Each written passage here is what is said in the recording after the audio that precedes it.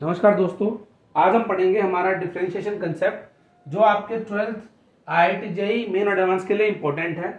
आज हम पढ़ेंगे बेसिक फॉर्मूले जो आपके डिफरेंशिएशन के यूज होते हैं। तो सबसे पहले तो हमें पता होना चाहिए कि हमें डिफरेंशिएशन किसके रिस्पेक्ट में करना है। तो विद रिस्पेक्ट टू एक्स का मतलब होगा आपको लिखना पड़ेगा D by D X of any function. Function हमारा एफ एक्स है तो उसका आंसर आ जाएगा हमारे पास एफ डैश एक्स, यानी कि उसका डेरिवेटिव होगा। डैश को रिप्रेजेंट करते हैं हम डेरिवेटिव से। तो ये कुछ फॉर्मूले हैं। अगर हमारे पास कोई फंक्शन अलजेब्राइक हो यानी कि x की पावर n हो तो डिफरेंशिएशन होगा बेटा पावर आगे n और एक पावर कम हो जाएगी, यानी कि जो पावर है उसको मल्टीप्लाई करो और लेस देन बाय 1 कर दो। तो यहाँ पर x की पावर 1 हो गई तो 1 हो गई तो 1 आगे आ जाएगा और x की पावर 0 का मतलब 1 हो गया। और बेसिकली मैं कहता हूँ dx बाय dx, किसी भी फंक्शन का उसके रिस्पेक्ट में डेरिवेटिव करोगे तो आंसर 1 आएगा। कांस्टेंट फंक्शन में क्या होता है, किसी x की पावर 0 मान लो तो 0 मल्टीप्लाई करो किसी के साथ, आंसर क्या हो जाएगा 0। तो differentiation of any constant function is 0, आपको हमेशा ध्यान रखना है। Now comes to the exponential function.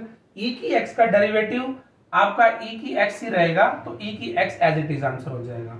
But exponential e की जगह कोई नंबर हो a यानी कि कोई भी एनी नंबर 5 7 8 कुछ भी हो तो यहां पर आ जाएगा a की power x into log of a।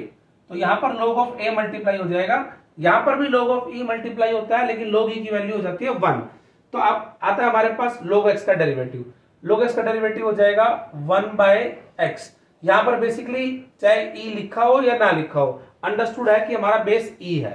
लेकिन अगर कोई बेस कोई कांस्टेंट नंबर हो 2 5 7 तो हो जाएगा हमारे पास log x का तो हो जाएगा 1 बाय x और जो बेस होता है वो डिवाइड हो जाएगा तो log ऑफ a आ जाएगा। यहाँ पे साइन x का डेरिवेटिव क्या होता है हमारे पास cos x। cos x का डेरिवेटिव क्या हो जाएगा minus of sine x। tan x का क्या हो जाएगा सीकेंट स्क्वायर x। कोट का क्या हो जाएगा minus cosecant square x।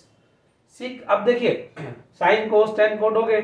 Secant x का डेरिवेटिव क्या होगा हमारे पास, सीकेंट x का होगा secant x tan x multiply हो जाएंगे हमारे पास।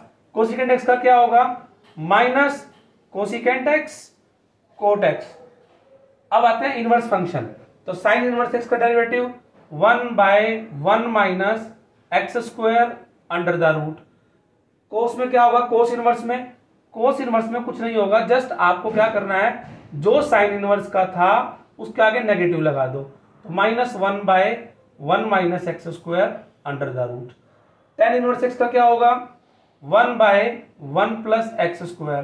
कोट में क्या हो जाएगा minus 1 by 1 plus X square.